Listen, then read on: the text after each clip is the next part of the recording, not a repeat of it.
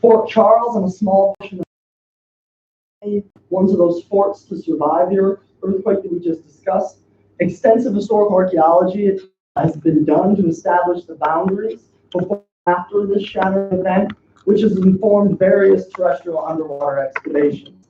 The tragedy in 1692 provided one of the most extensive, insightful archaeological assemblages that is known of across the world of the 17th century.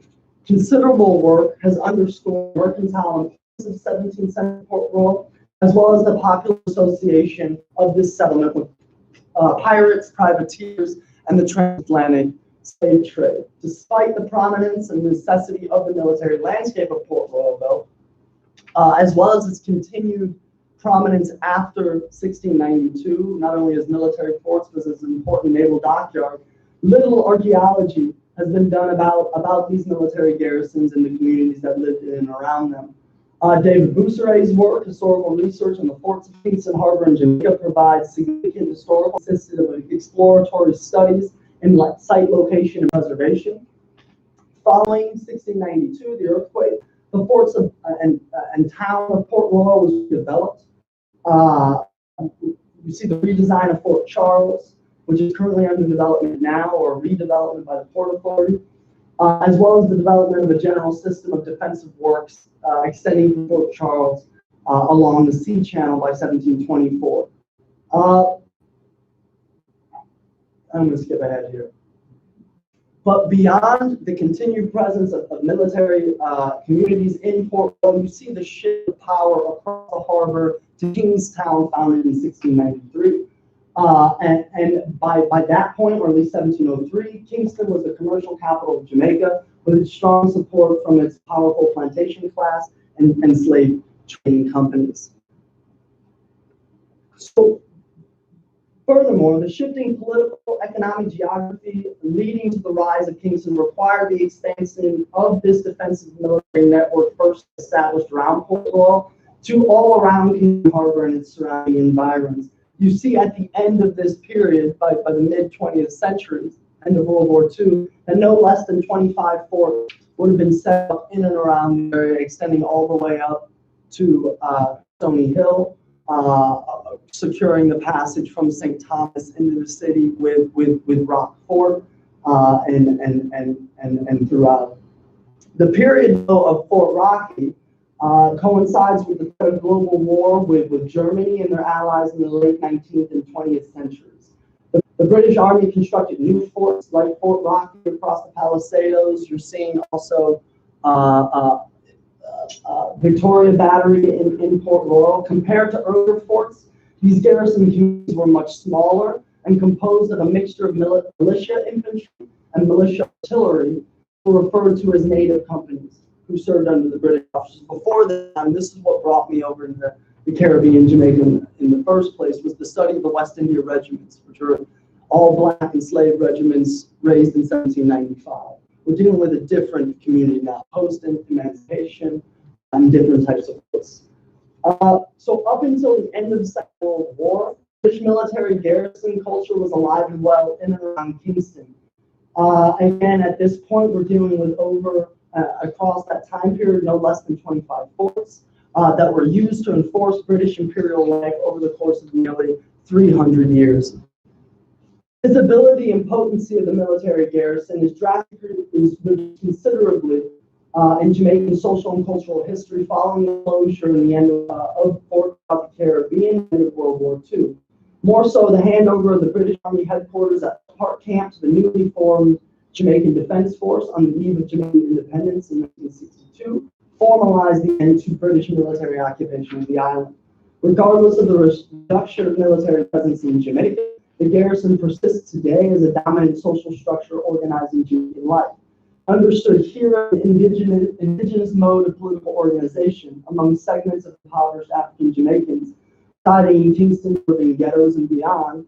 The Jamaican garrison has its roots in pre-independence times, when the British colonial ministry struggled to integrate recently free African Caribbean populations into a wage labor hierarchy. For instance, and I'm studying Professor Hutton's work here, he's citing a report on the moral condition of the city of Kingston and its environs, which was published in 1865, describes the city and its people in unflinching terms. And these were the later people that would form themselves into politically aligned garrison communities. There will be found among the juvenile class a lot of ignorance, crime, destitution, and juvenile delinquency. Inmates from infancy, lowest dens of infamy, and accustomed only to scenes of profanity, indecency, and vice, haunting the railway terminals, the wharves, and landing places of the city. The arrival of foreign steamboats, steamships, the shore, the racecourse, the yards, and streets and lanes of the city, having no employment but spending their whole days in idleness, corrupting and debasing one another. Unbecoming portrayals of the independence of Kingston were reinforced by patronizing descriptions of the city during the pre-independence period. According to West Indies and the Spanish Main, published in 1859, quoting here, Kingston on a map, for there's even a map of Kingston, looks admirably well. The streets all run in parallels. There's a fine, large square, plenty of public buildings, almost a plethora of places to worship. Everything is named with propriety, and there could be no nicer town anywhere. But this world of promise to the ear is strangely broken when performance is brought to test. Moreover, in a similar vein as Port Royal was earlier described by European visitors in the 17th century, the impoverished areas of Kingston, primarily western Kingston, was deemed the home of wickedness and vice of the most depraved description. So between the 1940s, we're jumping forward in time here, between the 1940s and mid-1960s, numerous urban gangs arose in Kingston during a period marked by rapid movement of Jamaicans away from rural living and employment. The formation of these gangs is described as occurring as a means to combat colonial oppression and the rigid racial hierarchy now established under the British and now maintained by Jamaican enforcers, including the Jamaican Constabulary Force and the Jamaican Defense Force. Early on, inter-gang wars over territory were rare. The most notorious gangs like the Mau Mau, Phantom, the Vikings, Spangler, Phoenix, Skull, and Pigeon were often associated with social gatherings at popular gathering spots, in downtown Kingston, characterized by music, dancing, gambling, and other activities. These gang members popularized the rise of the rude boy mentality and style that was later popularized in the resistance music of the mid-1960s and 70s, including mento, ska, dub, rocksteady, and roots rock. Right? And it's a pleasure to have Professor Hope here in the audience because this is your work and others have been a huge inspiration for my discussion here. Territorial rivalry, but you're not on the spot, clearly. The territorial rivalries between these gangs, known locally as turf politics, were activated with the early formation of Jamaica's political system. Following the creation of a stable two-party system emerging from the first general election in 1944, Alexander Bustamante, the founder of the JLP, Jamaica Labour Party, and then Minister of Communications, cemented the relationship between politicians and the urban poor by determining the levels of an allocation of public works, thus controlling employment opportunities and underemployed communities desperate for a higher living. Along with the political relationship between politicians and the urban poor, where voting blocks were civilized using employment opportunities and other benefits, the criminality and badness linked to rude boys from Kingston garrisons were reinforced by true accounts of notorious Jamaican badmen, rising from impoverished inner-city beginnings to take on the Jamaican power structure. For instance, Whoopie King was arrested and hung for murder and rape on the Palisados Road in 1950. Earlier, Ring, is it Ring? Because there's now an art like Riding. Apologies. Riding was killed in a shootout with police in 1948 at K, the main inlet of Port Royal Quays off of Port Royal. Both of these bad men were born outside of Kingston and moved there along with other rural migrants. Of relevance to the scope of this paper, both men are associated with sites on the Palisados or close to Port Royal, where the concepts of the garrison originated in Jamaica. The death of both men brought out to Jamaicans, some celebrating Justified's demise, while most idolized their badness and sympathized with their familiar struggle for something more. The performance of badness has become a central feature associated with Jamaican garrison life. Leaders of garrison communities and their armed gangs, known locally as Dons, embody this role of violent strongman, father, and great provider for communities lacking opportunities and material goods. Typically, Dons have served as the conduits connecting party faithful with opportunities along with controlling the entry and exit into the communities, similar to kind of like forts. Furthermore, themes of badness and resistance have been popularized in various Jamaican music forms emerging by the 1960s. By the early 60s, the garrison political community model was fully formalized with the birth of an independent Jamaica. The development of the first and now notorious public housing project at Tivoli Gardens and the late Edward Siaga and the conservative-leaning JLP government created a blueprint defining the current relationship between politicians and the poor throughout Jamaica. This housing project is first the demolition of the large shantytown community known as Bacawal. Many of those forced out were rural migrants or Rastafari inhabitants who were aligned with the opposing political party in Jamaica, the People's National Party, as well as a version of democratic socialism. So the construction of Tivoli Gardens exaggerated a violent turf war in the 60s that was supported by an arms race largely provided by the US. The garrison community model, violence associated with it has continued at Tivoli Gardens and beyond. But at Tivoli, we saw the violence in 2010 over the government handover to the U.S. authority leader of the Shower Posse, an area Don Christopher Duttis Cook. Significantly prior to its demolition, Bacawal was an important meeting ground for the creation of early forms of Jamaican popular music. It's Bacawal and surrounding communities like Akiwa, Dongo, Trenchtown, where Ken Booth, Alton Ayres, Dobby Dobson, Joe Bob Marley, Peter Tosh, Bunny Whalers, and all the others crafted and performed songs demonstrated the resistance and consciousness of the Jamaican rude boy to the popular beat of reggae or dub rhythm. Jamaican popular music developed along with continued poverty and conflict associated with the urban poor in Kingston and neighboring St. Catherine, which includes also the former capital of Spanish Town. By the 1980s, Professor Donna Hope identifies 12 communities in Kingston and St. Catherine as garrisons or their strong partisan party loyalties, garrison constituencies, and political violence. Much of the economic strife in Jamaica during the 80s can be linked to the continued structural adjustments led by global interests like the IMF and World Bank, along with the diminished economic importance of Kingston, with the focus on tourism and export industry elsewhere.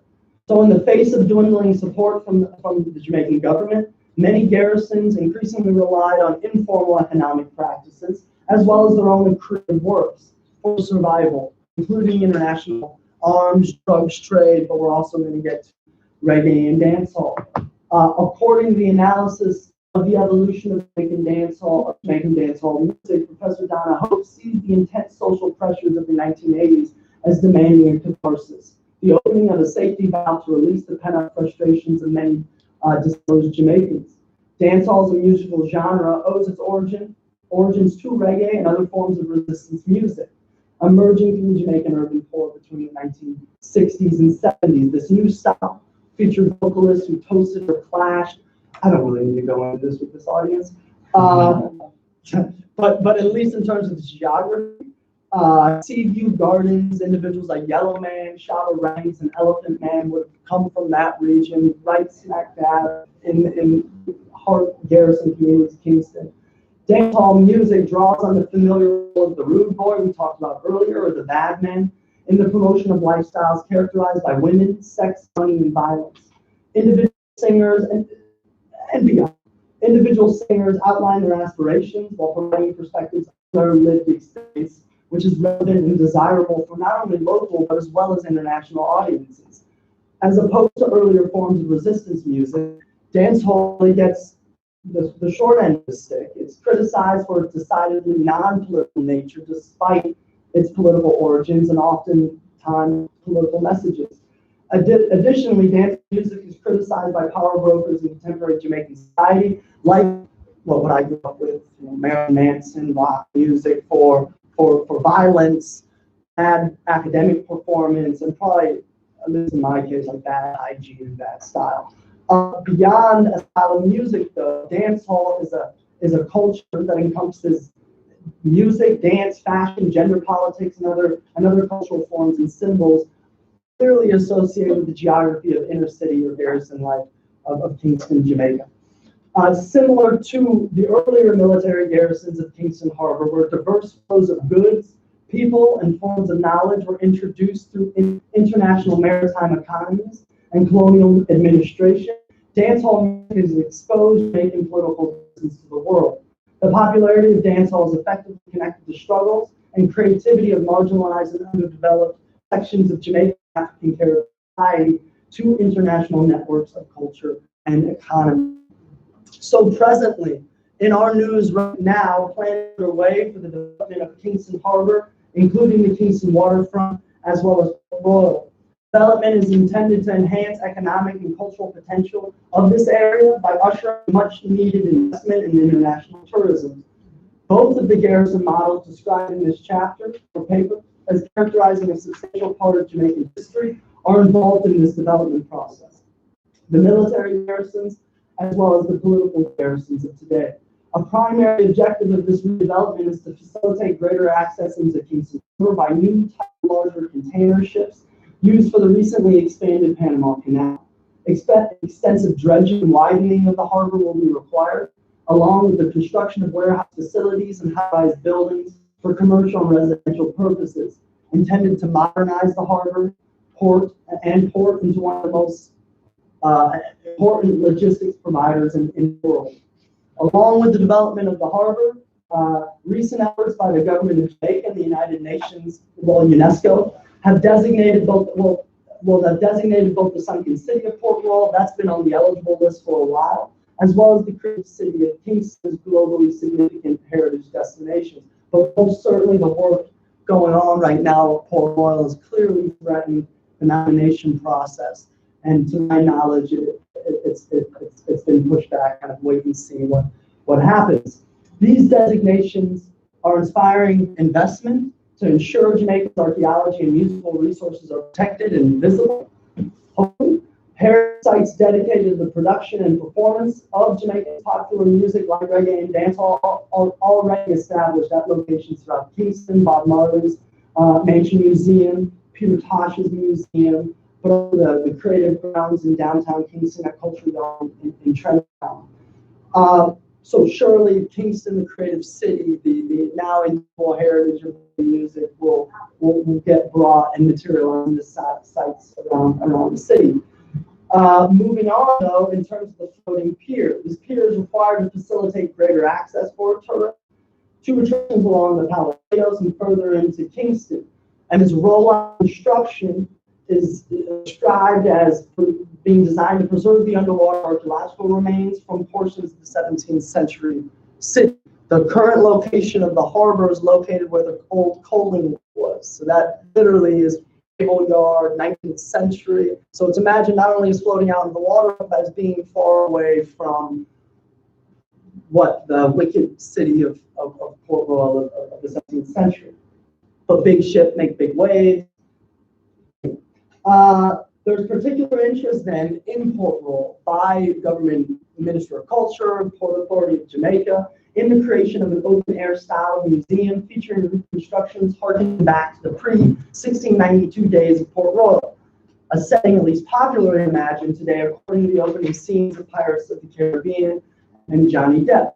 Additionally, other sites within the buffer zone on the Palisadoes Peninsula will likely be repurposed, including Fort Rocky. Current plan identifies Fort Rocky as Jamaica's first entertainment zone, a conservation strategy aimed at both site protection and income generation through the creation of a nightlife district outside of what the Noise Abatement Act and corporate Kingston enforcement. So the fate of these Kingston Harbor heritage sites, the Preservation Public Act interpretation, has a great deal to do with the future development of Kingston Harbor, brokered by the powers of local and international governing bodies, much the same as these military garrisons of hundreds of years past. Within this context of economic and cultural development, archaeology at Fort Rocky combines multiple types of data from a single site, including both archives, archaeology, ethnography, to account for the diverse places and voices characterizing the historical, lived, and future realities of being human in Jamaica. So being human at Fort Rocky. Fort Rocky, originally known as the Rocky Point Battery, was one of the 4 military garrisons built in the late 19th century. So it's located in Port Royal along with Victoria Battery. These sites would have been linked to Fort Clarence Battery right by the beach. I don't know if you're all, I bet you've been to the beach, maybe not to the fort that's overlooking there. It's a beautiful site, as well as Hostels Battery, which I mentioned earlier is inaccessible, storing fireworks, but very close to Fort Clarence. Changes to the architecture and weaponry at these forts reflect improvements in land-based and naval artillery, maybe a mild, relative, very kind of lacking precision. This technology we see throughout the harbor is part of the technical landscape across the world and other World War outposts in Europe, Africa. This area would have, and Fort Rocky and other sites would have been isolated with access by boat to Port Royal or by foot or via the railway. This 2-mile railway that connected Fort Rocky to Port Royal from 1887 until the end of World War I would have been used to transport mainly large explosives. Also would have been moving engineers and supplies, which begs the question, how is stuff, personal objects, other objects coming into this relatively isolated location? We'll talk about that. During its occupation to the end of World War II, this fort and the others altered several times as local forces of artillery and engineers served as construction barracks. And that's what you see from the air right here. Sometime during the Second World War. This garrison, as opposed to, say, a place like Fort Augusta across the harbor, the old female prison, which would have housed over 500 individuals, if not more, this housed no more than 100 individuals during its occupation. It consisted of a mixture of militia units, including the St. Andrew Rifle Corps, the Kingston Volunteers, and the Jamaica Infantry Volunteers, along with a small number of European officers. This is quite clearly listed on maps of this area, where they list a small number of European officers and a larger number of what they usually call native corps. Right? That's the same term we use in Africa, same term we use in India. So again, you have a global landscape placed, again, right in Kingston Harbor, which is local for us, but most certainly a global node, a global link. Following its abandonment at the end of World War II, development of the Palisados resulted in the increased flow of traffic. So our airport, the Norman Manley Highway, the international airport, as well as a host of hotels, the yacht club, the Maritime Institute, and aviation training facilities, as well as the Coast Guard. While the ruins of Fort Rocky are situated in what is now a relatively undeveloped portion of the peninsula, pervasive trends that we would have discussed earlier in Kingston daily life have been integrated into the physical fabric of this fort, especially and most clearly aspects of dance hall culture. Additionally, plans are underway for having a Fort Rocky, which we already mentioned. Even in its currently abandoned and remote state, Fort Rocky has continued to be an important meeting place for various segments of Jamaican society, including disenfranchised or status Jamaicans, local authorities like the Jamaican JCF, the JDF, as well as JNHT, foreign tourists, Jamaican National Heritage Trust, foreign tourists, as well as nerdy historians and archaeologists. David Boussaret, we contacted him years before I even got to Jamaica to talk about his impression of the site. He talks about going there, saying, hey, before you go there, take off your watch. When he went there, he describes a group of bats smoking hard, I'm quoting there. Which really, I mean, that would have been the people likely doing this work, I think, in the 70s and the 80s, really would have been groups that were leaving graffiti, other types of marks on these walls or on the ground surface. So moving to archaeology, which a project between 2012 and 13 led by former lecturer Dr. Stephen Lennick. I joined the project at the beginning, 2012, 2013, when I was adjuncting in North Carolina and finishing up my dissertation. This project used a mixture of open area excavation units, big units, we can see in the photo there, and then a whole suite of smaller units to collect artifacts, material data, as well as intensive mapping of the data, so we can lock that stuff into place and see how materials and spaces are interacting. What we came up with was was the presence and the continuity of institutionalized forms of colonial military practice in Jamaica. So we're seeing, like other military settings, occupants, this community at Fort Rocky operating within a rigidly divided space, according to routine drills, target practice, and monitoring spatial layouts that related not only to how you shoot guns and complete military strategy, but disciplinary modes reinforcing status, ethnic differences, as well as specific objects that were used in order to enforce military uniformity and order. But interestingly, amidst all of that stuff, you do find evidence of personal material culture, especially in a site that's isolated. This is going to be stuff brought in by individuals or acquired by individuals. You can see decorated ceramic tableware that don't meet the military standard, decorated tail-end tobacco pipes, so smoking pipes, ones with the Royal Order RAOB, the Royal Order Antediluvian Order of the Buffalo. That was a lower to middle class fraternal organization in England that was seemingly brought over here. But more interestingly, you're seeing evidence of glass associated with personal hygiene and style, glass that would have been used for perfume, glass that would have been used for hair straightener, which also in terms of consumption patterns perhaps is reflecting racialized patterns of consumption where militia, lower status Jamaican infantry are straightening their hairs and straightening their hair and kind of carrying on what would have been a European military style, perhaps. But the archaeology isn't the only thing, and that's what was a clear reminder when I arrived at the site.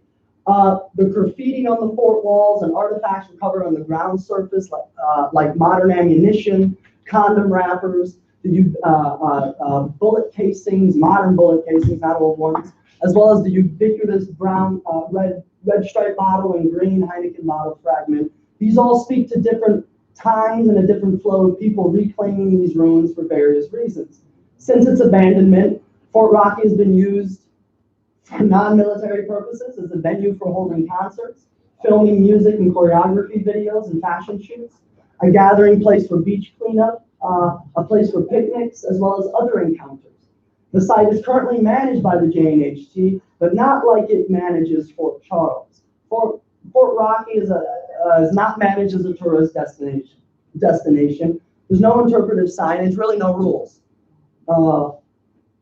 Anything goes. The alternative use of Fort Rocky since its abandonment was most certainly demonstrated during fieldwork in 2012 and 13, including awkward encounters between archaeologists and visitors, hidden behind tinted automobile glass, the discovery of piles of reclaimed drugs burned by Jamaican authorities, and even worse, an encounter between the 2012 field crew and a recently dead body, an apparent casualty of the high crime rate characterizing urban life in Kingston. That's a call that any head of a department does not want to receive from an archaeologist in the field. What do we do? Additionally, though, my own memory and conception of time was challenged during the course of this work. On my first trip to Fort Rocky in 2012, I realized this was not my first trip to this place. I was already familiar with the fort's intimidating entry of reinforced concrete, its crumbling foundations, and scattered works of graffiti. My impression was not formed from the archives of soil and documents typical of academic archaeology and heritage management, but instead from the digital archives of YouTube and other online media platforms that offer videos featuring cultural expressions tied to the popular music emanating from Kingston's reggae dancehall culture. So what began for me as a strictly archaeological research project, investigating the nature of this military, the 1880s, 1940s military community at Fort Rocky, expanded to include the reclamation of this colonial place and its transformation into a Jamaican space through indigenous forms of cultural expression, primarily dancehall music, with important sentiments materialized in graffiti. So writing dancehall, examples of graffiti are scattered throughout the fort. This form of expression is most associated with illicit behaviors that leave a material trace for public view. These modifications also have an important historical and political dimension as modes of attaching meaning or affiliation to places outside the typical power structure of modern life. So a type of bottom-up placemaking. In the Jamaican context, murals and graffiti have already been studied as ethics, linked to criminal governance, political affiliation, and social criticism among the urban poor. At Fort Rocky, the earliest graffiti so far identified dates to the early 1960s, around a decade after the fort was abandoned, and extends all the way up to today. In general, these writings or drawings are located on the interior or exterior of the walls of the building, once serving the British Army and Jamaican local forces.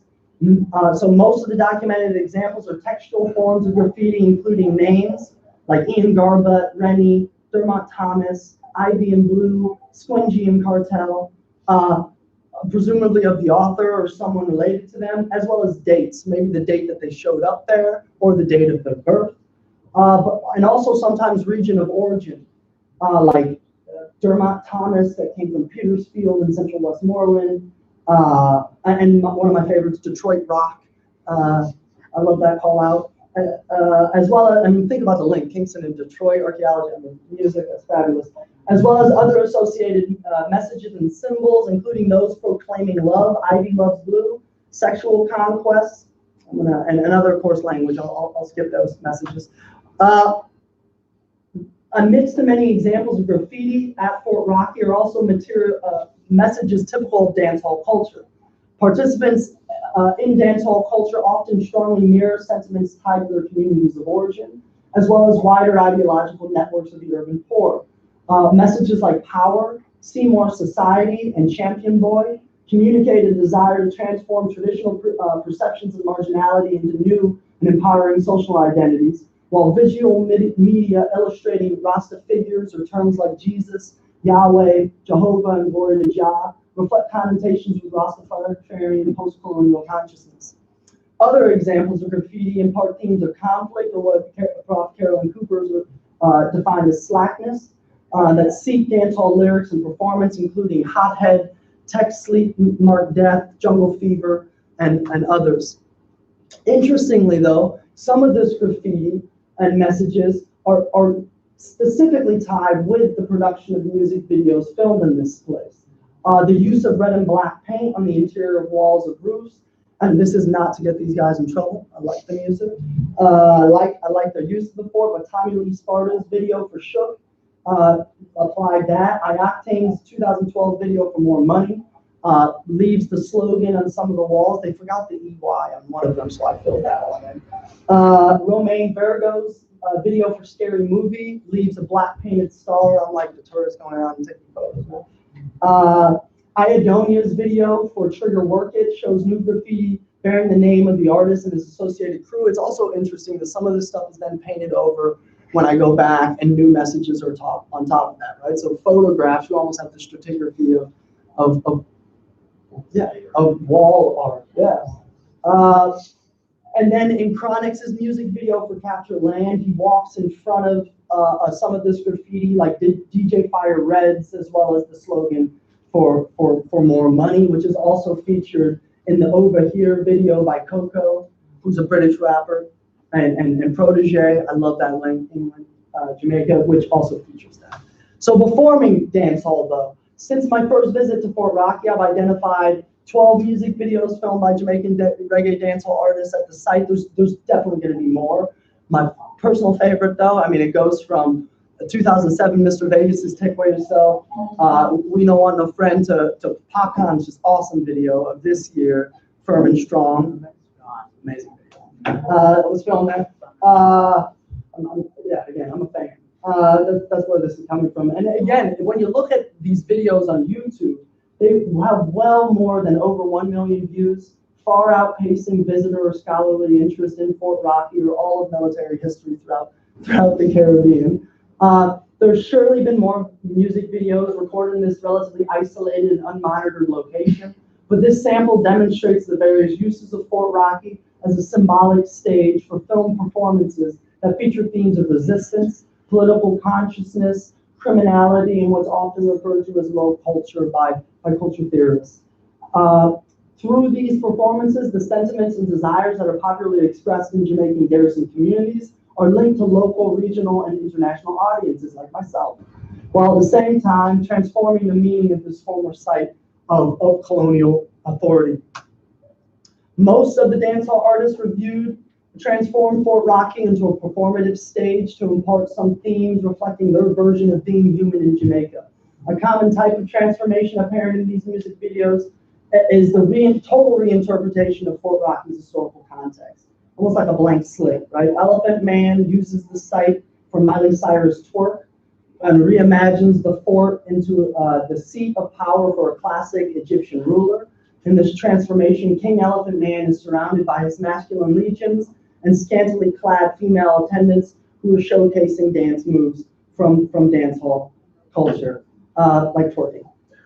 Similar other Jamaican dancehall artists use Fort Rocky to reflect an ominous and foreboding social environment, perhaps symbolic of the harsh realities of contemporary garrison life in Kingston and elsewhere in Jamaica. That's Tommy Lee's video for Shook, as well as Romain Bergo's video. While most of these performances at Fort Rocky appear totally devoid of political consciousness, which seemingly is a criticism levied against all of dancehall, or any real connection to the site's historical significance, certain videos promote social as well as historical consciousness as a vital aspect of being Jamaican in this place. iOctane's music video for More Money is set in a post-apocalyptic environment where contemporary Jamaican ghetto youth are rioting using song and dance as their weapon for greater social and economic access. Additionally, Chronix's music video for Capture Land features Fort Rocky, along with scenes from other sites of colonialism, including Port Royal, Fort Charles, Victoria Battery, Spanish Town, and downtown Kingston. In this song, Chronix proclaims that the powers that be turned paradise into plantation, and as a result, Rasta now live on no capture land. The music video relies on these scenes of captured lands, like Fort Rocky, to provide a potent critique of colonialism in contemporary society using the ruins of this unequal and invasive endeavor. So up to the time. Archaeology of Fort Rocky demonstrates how both historical and contemporary experiences of the Jamaican garrison can be integrated in the interpretation of a single site. Being human easily escapes the ordered layers of time that provides historians, archaeologists, and heritage specialists convenient frameworks for their interpretations. Human experience at Fort Rocky and other places moves simultaneously from the past, present, and future. This campus does the same thing. When using multiple sets of data beyond archaeology and historical evidence alone, Fort Rocky offers enough space to integrate both continuities and changes in Jamaican culture and society, as well as diverse voices. In the scope of this paper, we've moved from the military world emerging in the mid-17th century to a contemporary present marked by political conflict, economic turmoil, and cultural creativity, and finally into a future imagined according to a fiscally solvent development plans. Post-abandonment acts of identification of Fort Rocky are particularly important to consider in relation to archaeological heritage, as they contribute to the creation of a new palimpsest of national identity outside formal governance, outside formal government authorization. The layering and connectivity of history that the palimpsest concept implies is a common theme throughout the Caribbean, but has largely been considered as political maneuvering by the ruling class to engineer a sense of unity in a highly fractured post-colonial state. The evidence of graffiti and music videos of Fort Rocky demonstrates attempts to revise institutional qualities of colonialism with new signs, some with clear connections to dancehall culture, which are now more attuned to the contemporary modes of being in Jamaica. With this application of graffiti to a now crumbling wall, or the coordination of choreography to the rhythm of dancehall on different built features of this military installation. These contemporary visitors seemingly make the colonial minority, the entity most responsible for the production of history, at least written history, invisible or at least a backdrop of more significant actions. But these transformations are not entirely free from the past. Certain elements remain, including this military site's long-standing internationalism and perceived isolation, along with its association with hypermasculine functions and the representation of women as ephemeral and highly sexualized objects, done by military garrisons, done by dancehall garrison culture. Additionally, both military and political garrisons are framed as isolated, when in fact they both symbolize entities characterized by norms and forms of violence and submission with extensive histories and influence. In the eyes of many then, especially heritage managers, historians, and archaeologists, these contemporary movements into historical sites is associated with the behaviors of squatters, trespassers, and perhaps even worse, the uninformed. While the ruins of Fort Rocky must be preserved for future research and public interpretation, this site's contribution to memories and narratives central to national and cultural identity should not be defined strictly in historiographical and archaeological terms, so documents, architecture, and artifacts.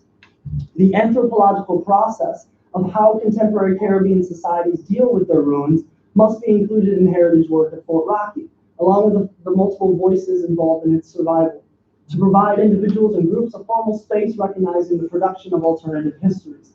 The creation of heritage attractions in the Caribbean, integrating both historical and lived experiences, will involve creative conservation strategies, linking historical sites like Fort Rocky to Jamaican popular culture through various public, private, and local international partnerships. Ideally, Fort Rocky can serve as both a reminder of the past and a stage for the present to perform their future. Thank you.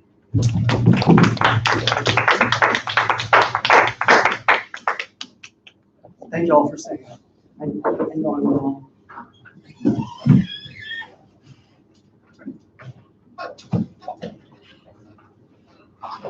Yeah.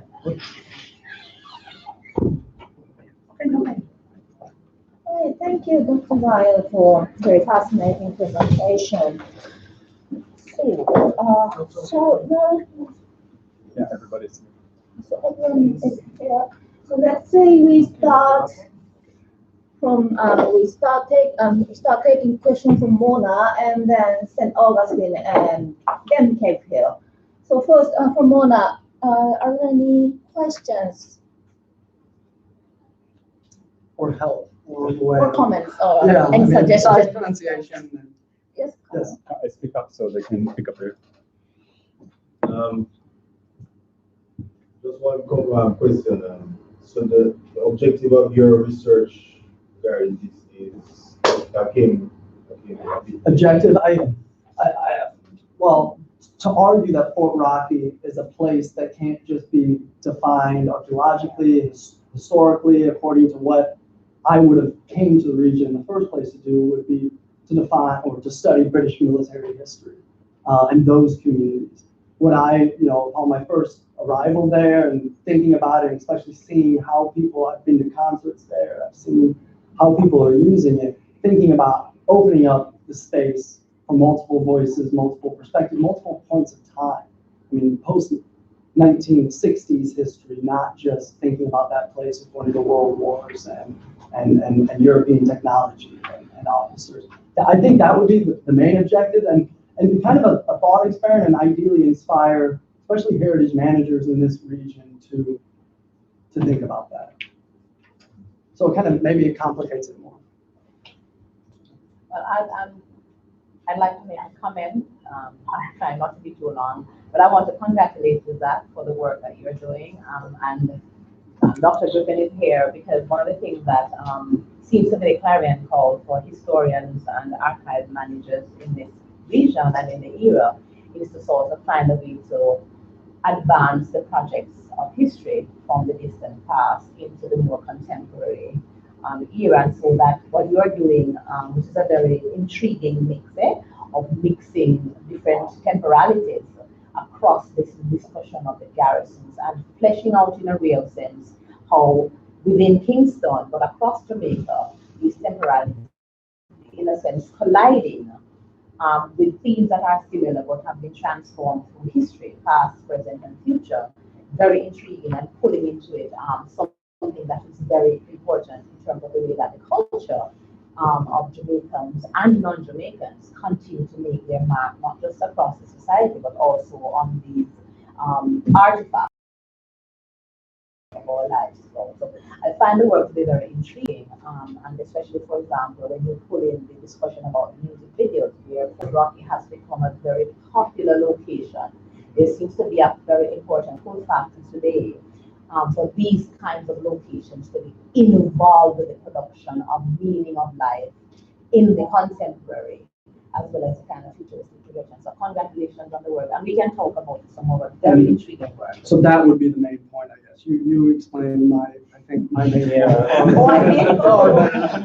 Well, I think I was sitting here and watching that you have blended in a real sense, in a real way, put together your archaeology, history, culture, and the kind of power dynamics that have been layered across different temporalities in the same society through this reflection on the garrison as a physical space, but also as a kind of ideological space. Exactly. It's very unique, and I mean, as a part of what history and archaeology, but also as Dr. Griffin is here, and I'm sure we'll say something, managing the archives and what we move forward, this is also critical. Yeah, well, and I'm going to look towards your help. I need feedback from the artists themselves. I feel like I talk about, oh, this is what they wanted to do when, again, whether it's me being a foreigner, me being an academic, I don't.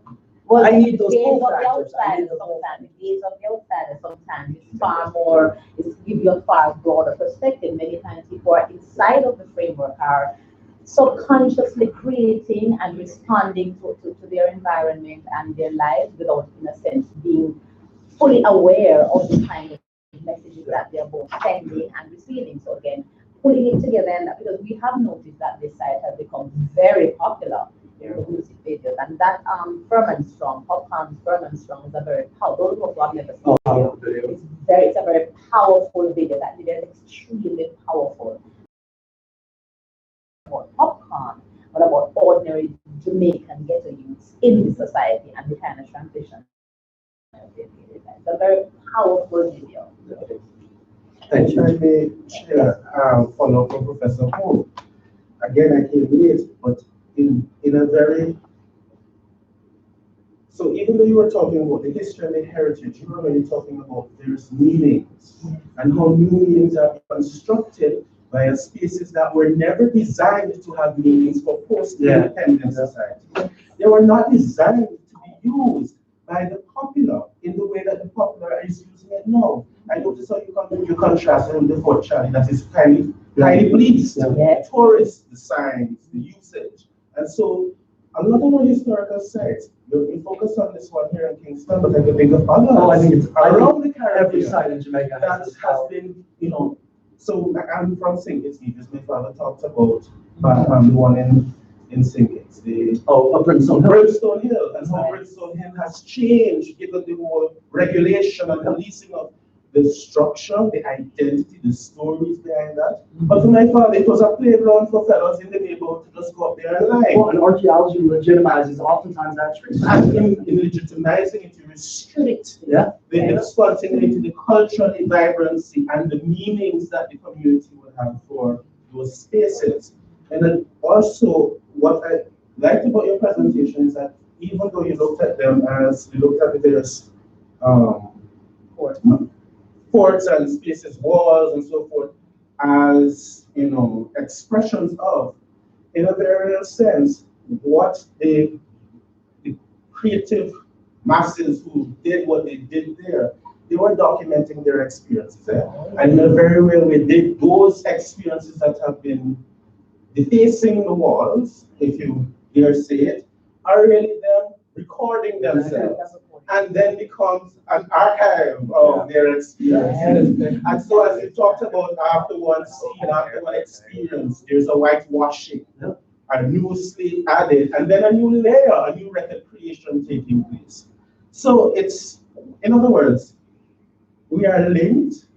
As I said to our class yesterday, we are not one-dimensional, and we do things in a multidimensional way with various expressions but having various meanings.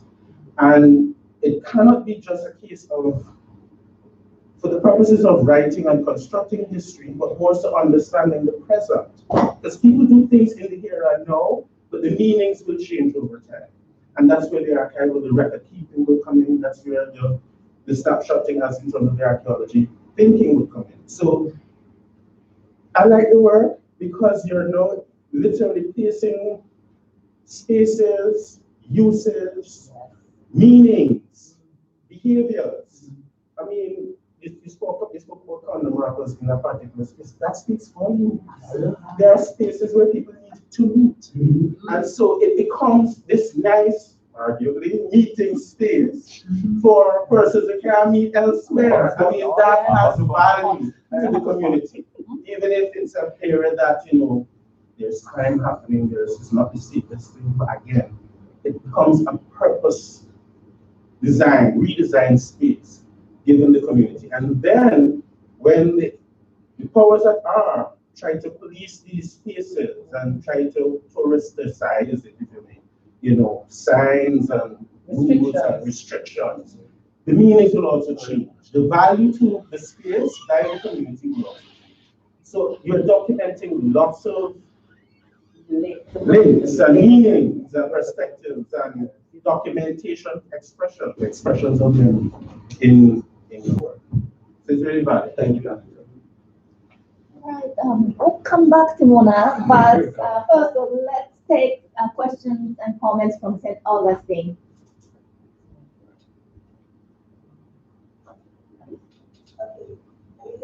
Yes. Can you see if you can turn up the volume? We can't hear you very well. If you can speak up a little bit. Yes, I think. Yeah, come up. Yeah. You translate it. I heard time. Could you repeat one more time? Yes,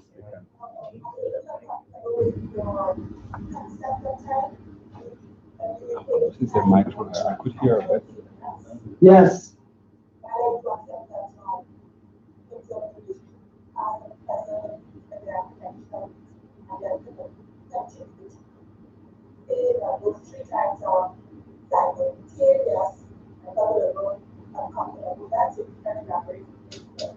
Well, and look, this is a part of a broader.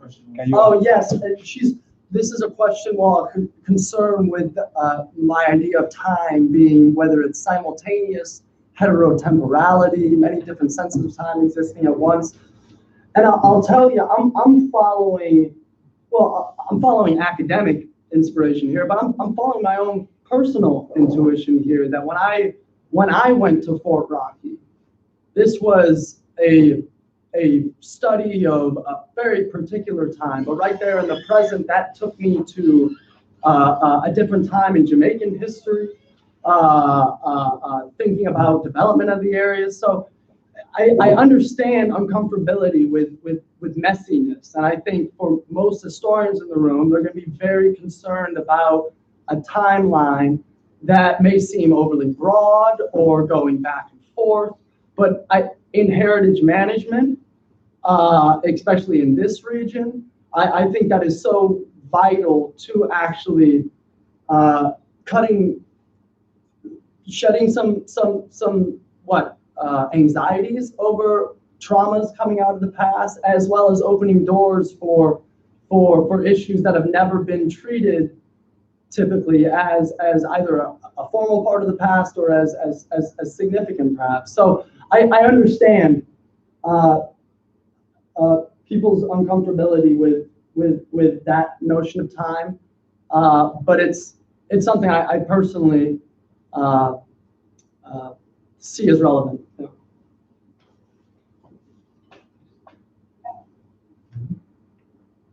Okay. Any other St. Augustine? Should we say there? Okay. Cave Hill.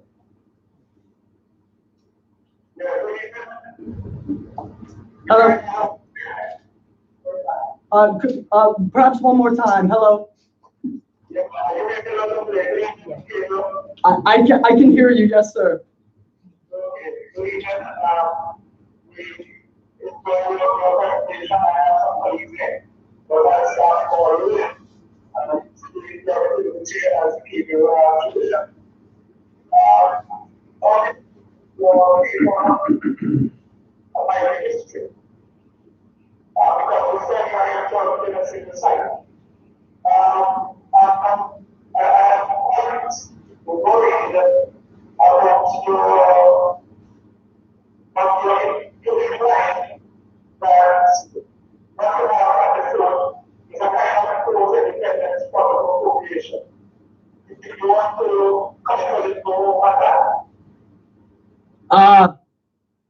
I don't know if I actually heard the question.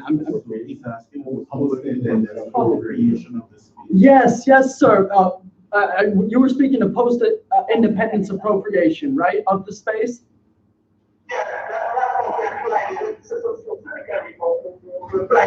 Yeah, no, and I speak to appropriation practices. Yes, this is a project that, again, I came to the fort to study the formal past, I guess, 1880s, 1940s, but one of the most clearest piece of evidence, clearest observation when you go to that place is the evidence of post-independence appropriation. And again, the earliest mid-1960s or so. So almost following entirely with, at least coinciding with independent Jamaica. I would suggest to you that although some history, if you consider some kind of comparative analysis of what's taking place around the region. For example, how does the garrison to the garrison and the Barbados work of the defense force of the Caribbean? Also, we stay within that same thing. How do you look at the use of the forces of agriculture across the rest of the Caribbean? For example, so China acceptance of the Grenadines, you are very big. Is an island institution, showing how you works on the existence and the audio. Yeah. So it's the popular for the good refugees and the popular culture. How does what happens in these areas help you to understand what is happening in Jamaica? I would then see that these spaces, forts, which in the past were national spaces for a type of performance, have now been converted into new national spaces for various performance. My dissertation, I've got an edited volume, British Forts and Their Communities. It includes a chapter on Brimstone Hill, as well as my own work at the Cabritz Garrison in Dominica. These are both spaces, at least Brimstone Hill, which is now UNESCO World Heritage, or has been for a while, that both function as national parks in their respective islands, that feature formal tours, gate fees, and also annual events. I remember in Dominica attending the World Jazz Fest, I think, or Creole Fest. Yeah, and that was held there. So look, this is not just unique to being Jamaican. I don't think. I think this is a theme that needs to be explored across all different types of Caribbean ruins.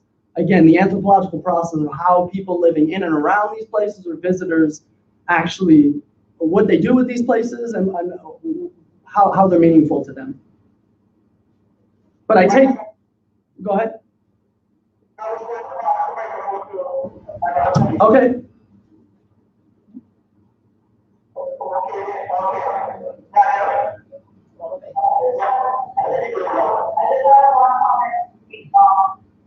So what I saw with the presentation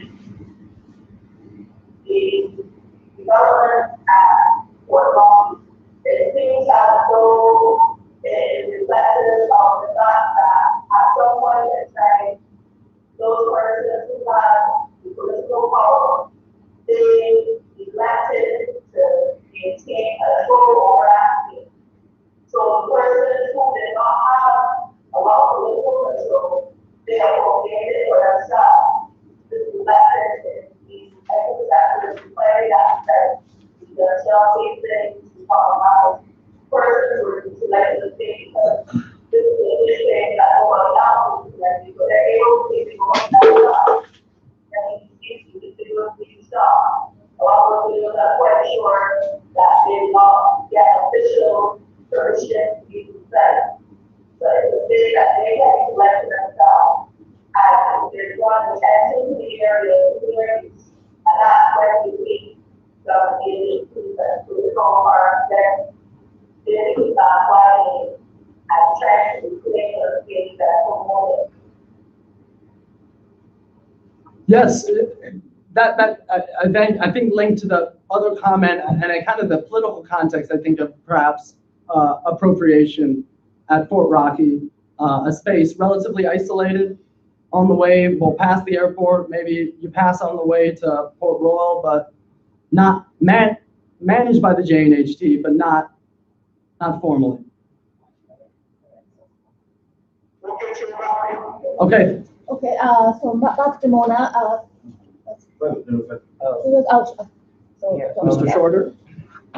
Yeah, so what I found most interesting about your presentation was this negotiation that you were having with a particular this negotiation I believe you're having with a particular power dynamic. So what I gathered was that you were making a comparison between the fact that this is a space as a former military fort was used as a projection of power from the colonial entity onto the environment.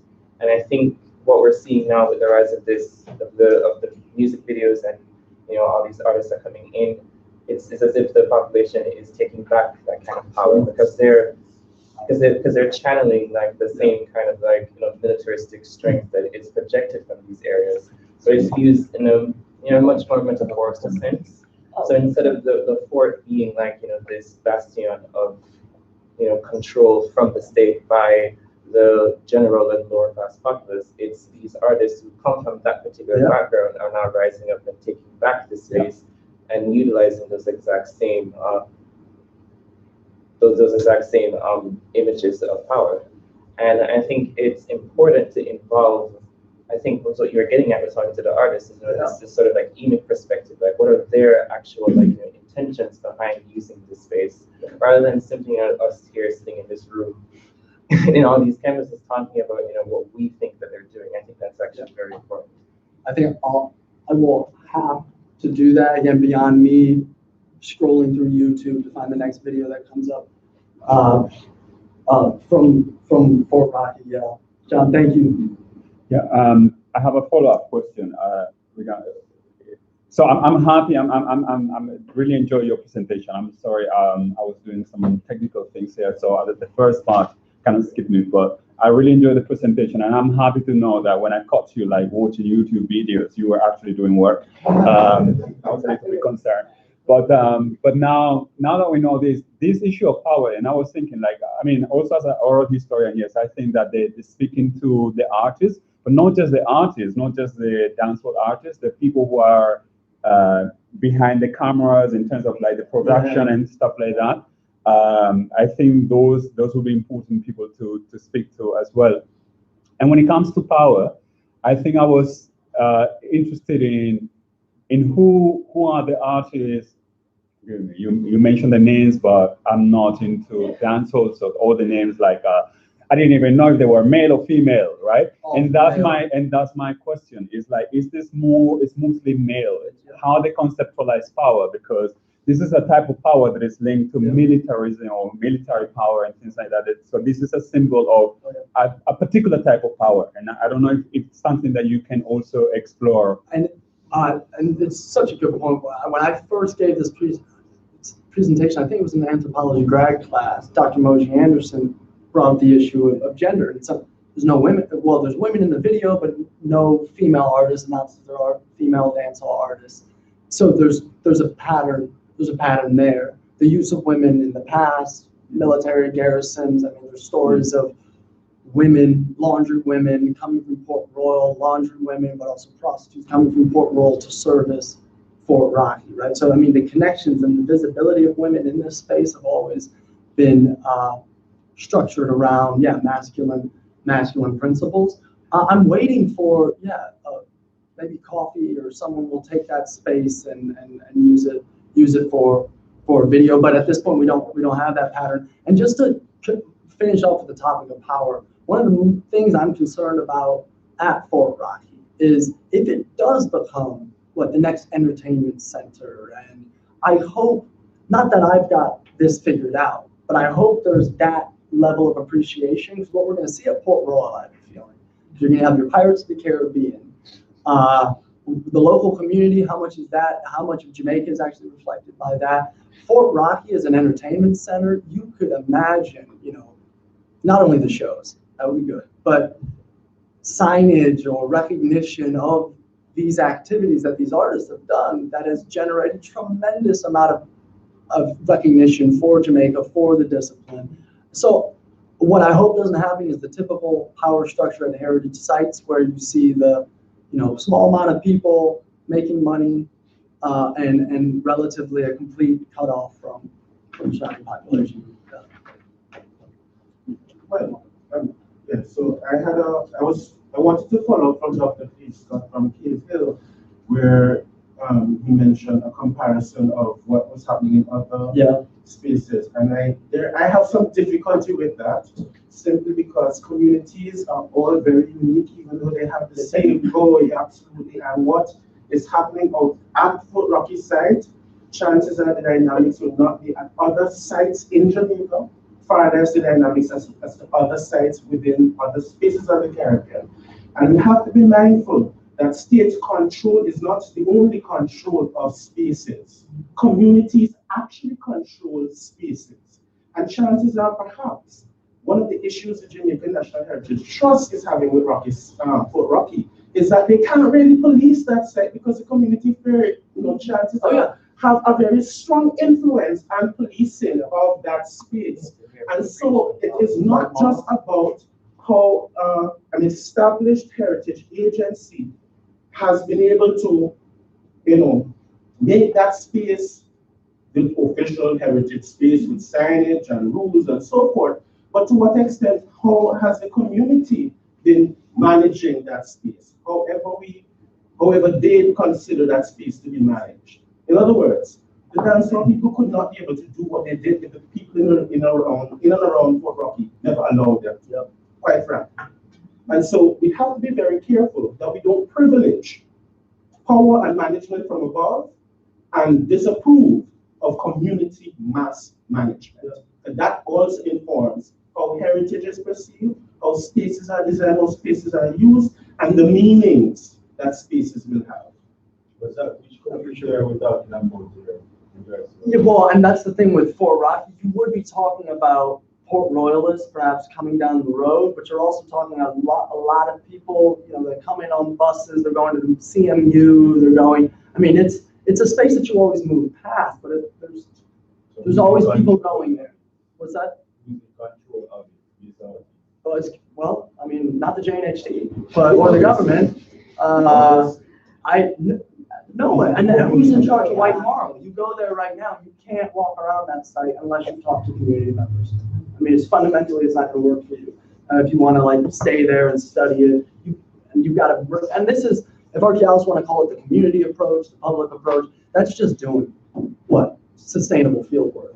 Okay. Sorry, Joseph, do you want to? Yeah, sorry, I just have a quick question. You talked about how obviously there's a strong British influence historically, and more recently there's the Jamaican youth culture influence. I'm wondering if you see one as more dominant than the other. Obviously, there's been more time probably as a British for it than recently since independence, obviously. I'm wondering about the heritage site. You mentioned some sort of performance center or whatever. I wonder if, how would you incorporate the buildings into that? How would you incorporate the structures? I also was wondering about the markings. You showed the graffiti and stuff like that as a cultural expression. Just to play the devil's advocate, if you were to promote this as a heritage site or some sort of British fort, how would you have to deal with that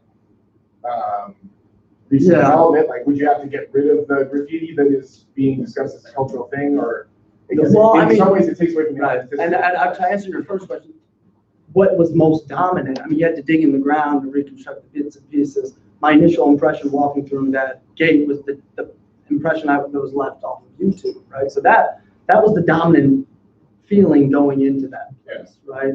Research and digging, that takes you back farther into the world of 1880s, 1940s. I don't have the management answers, right? And I think, but I do think the JNHT, IOJ, TPDCO, Port Authority, these are the groups that have to be thinking with these different time periods, different voices, different stakeholders.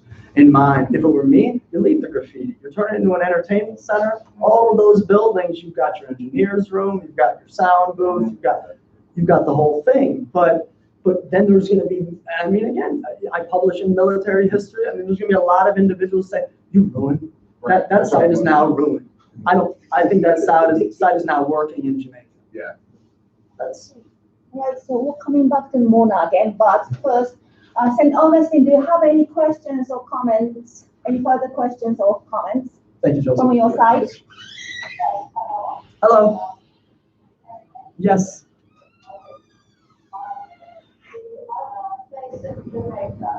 Where I believe garrison culture in the old sense, military garrison culture, remained alive and well into the 20th century with Newcastle. Yes.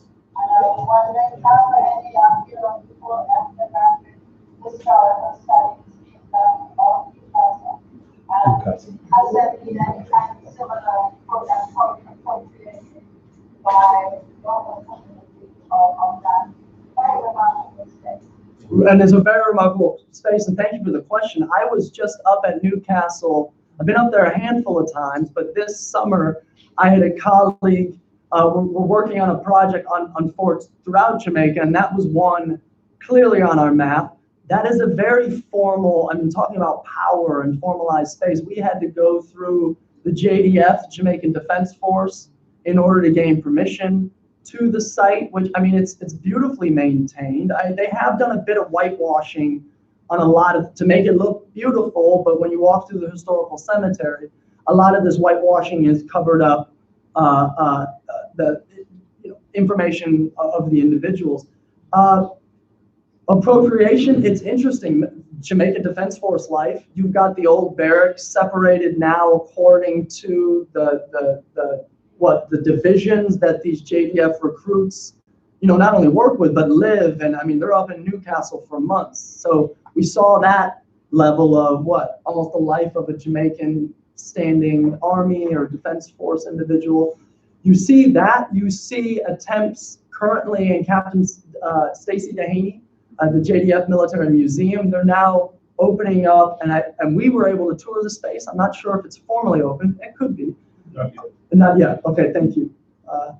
But they will have an interpretive center and a museum available there. So that connects Newcastle to Up Park Camp, where they have, and that British military, you walk on there.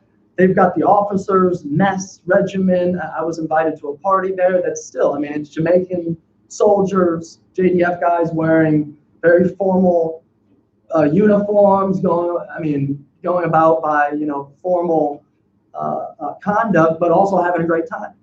So, and that is these forts. It's not just the regimented style of life. I mean, these were places of becoming, and they continue to be. But Newcastle's a fabulous site.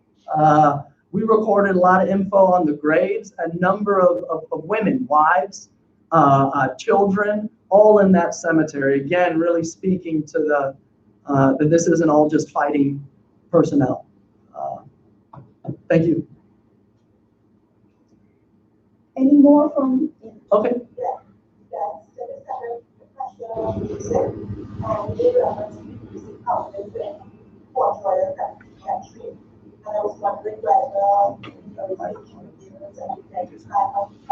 Oh.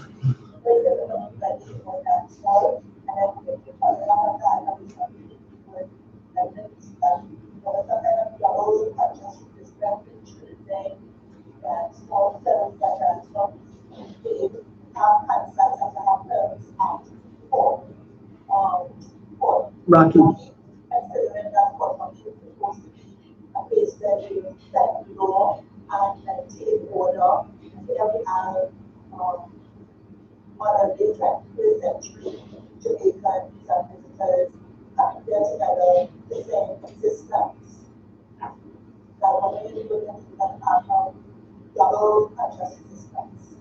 I would. I think that's kind of, I'm going to begin with your second part. I think that's a part of this appropriation process. Again, I've been to one very big show there. I think it was actually a Trinidadian soca show, and it was very big. And they redesigned the entire place, speaking to an earlier question of how can you manage shows, and that there's enough, most certainly enough space. And it again speaks to one of the most vibrant parts of Jamaica's economy at this point, which is the economy of music, performance, dance, which internationally and locally is very successful. So I see yes, double consciousness, resistance, perhaps going on there, especially, well, again, back to our earlier lines of secondary uses of these places. Your first question, though, I wish I knew more about these music houses of the 17th century, and we got Prof. James Robertson in the room, and I'm not going to put him on the spot, but I know he knows probably way more than me about potentially the music of that time period, and also perhaps what would have been played at Port Royal and maybe across the harbor in Spanish Town around that period. But thank you. How about Cape Hill? Any questions, comments from Cape Hill? Yeah, two questions. The first one, you gave reference to the archaeological field, and you identified some of the sites. Yeah. What would you indicate about the site there?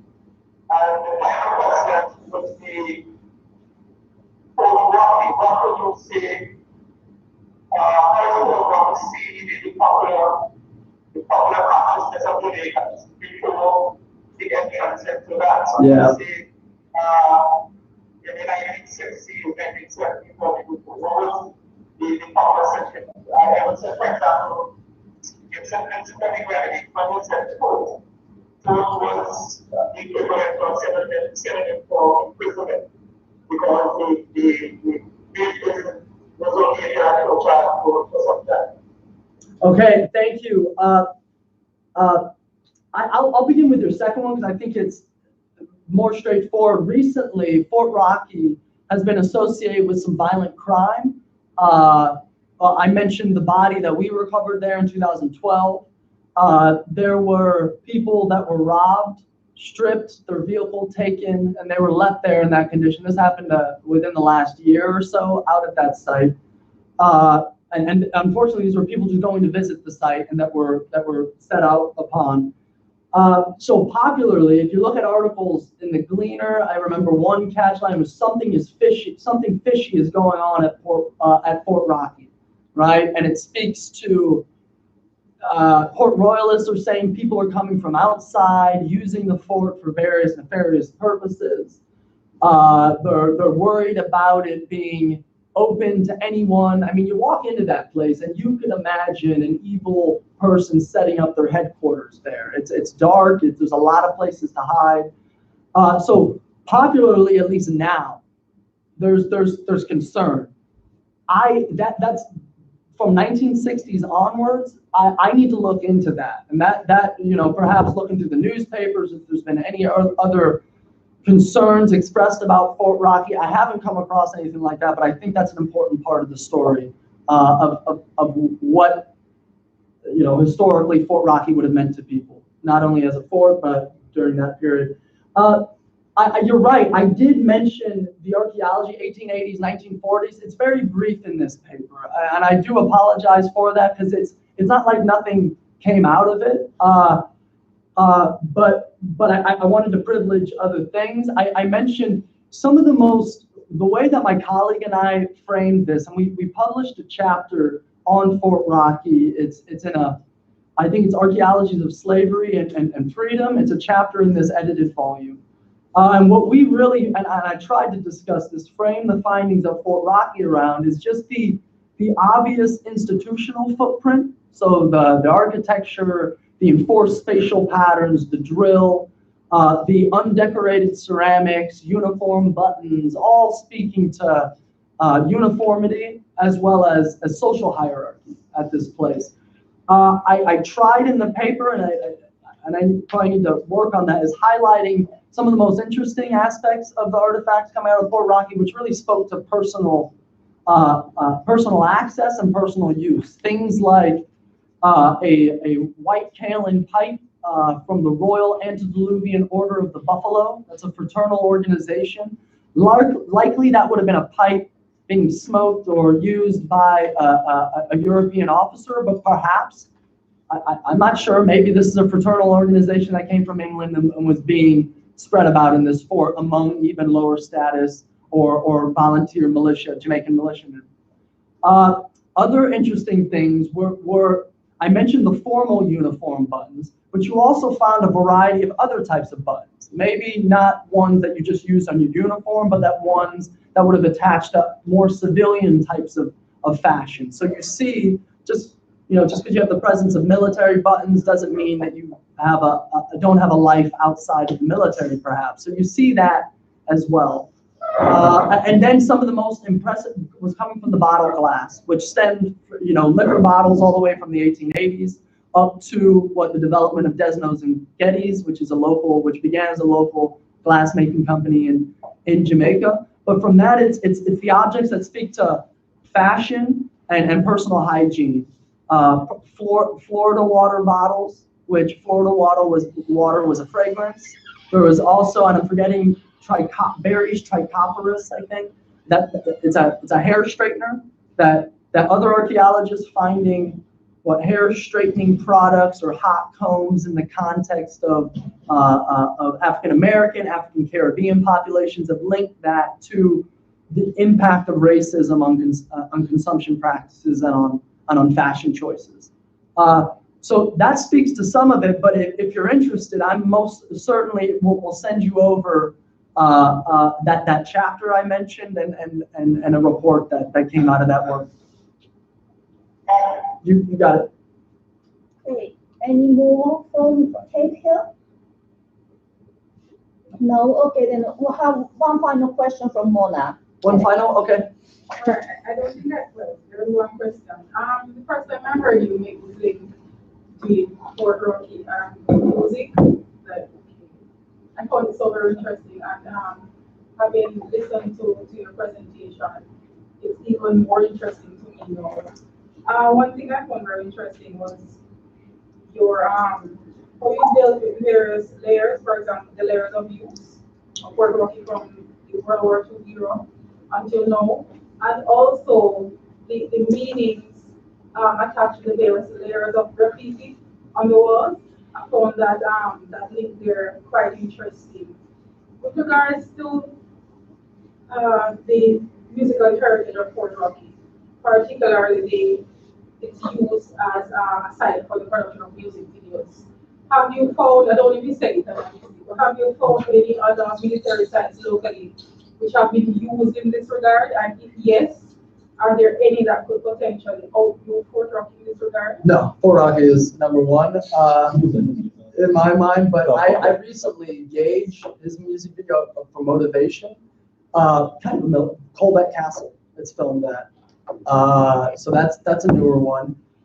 Yeah, when I and I don't sit around and just watch music videos all day, but when I do have time, I'll sit through and just scroll through and try to pick out the locations that individuals are at, because at this point, Jamaican sport, the messages that come from that, Jamaican music, we would do, academics, historians at the top, whatever, would do a service by engaging with their art forms in order so we can share the stage, right? So, and I see, our heritage students going off and seeing those other types of connections like that. This began as kind of fun, but now I think it's, the best thing that I've probably been involved with. So I hope to be able to do more of this kind of thing. But yeah, Gauge Motivation, Colbeck Castle. Okay, thank you everyone for participating in this seminar. Thank you, and I will see you guys in December again at Cross Campus Seminar. Okay, and thank you for your presentation, Dr. Bayer. Thank you, Dr. Oshigiri. Thank you all. Thank you. All right.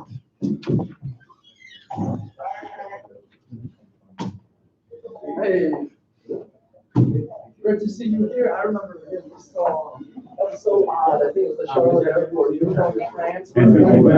Miami. You were going to France. You were coming back from Spain. So I hope your travel All right, so we need speakers. All right, yes. And we have to improvise. We went